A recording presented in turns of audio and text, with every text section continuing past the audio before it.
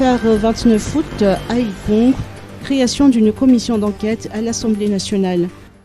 L'Assemblée nationale a adopté hier la proposition de résolution numéro 003-2022-PR relative à la création d'une commission d'enquête parlementaire chargée de mener une enquête approfondie sur les événements du 29 août 2022 du district d'Ikong qui se sont soldés par une cinquantaine de morts et autant de blessés. Les 30 députés présents au palais de Timazaz hier ont approuvé à l'unanimité cette proposition de résolution présentée par Brunel Rezaftiandjof, député élu d'Ikong et vice-président de l'Assemblée nationale pour le compte de la province de Fianarantsoa. Cette commission parlementaire sera composée de 15 membres, dont 10 issus du groupe majoritaire IRD, 2 du TICU Madagascar Team, 2 autres du groupement des parlementaires républicains GPR et 1 du groupe des indépendants.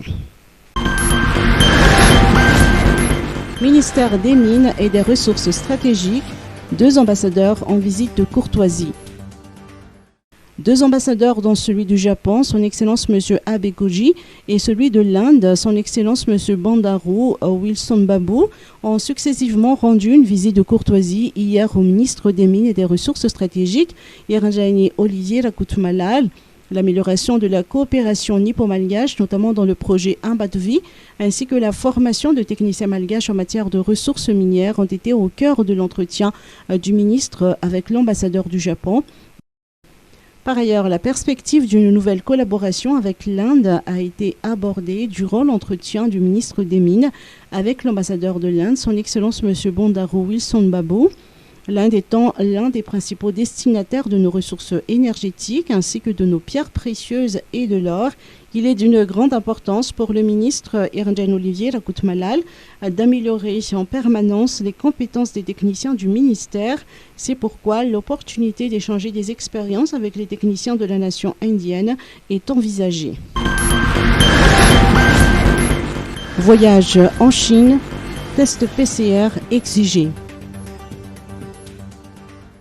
Tous les voyageurs se rendant en Chine doivent se soumettre à un test PCR à Madagascar ou dans un pays de transit dans les 48 heures avant l'embarquement et se faire délivrer le QR code de santé à l'ambassade.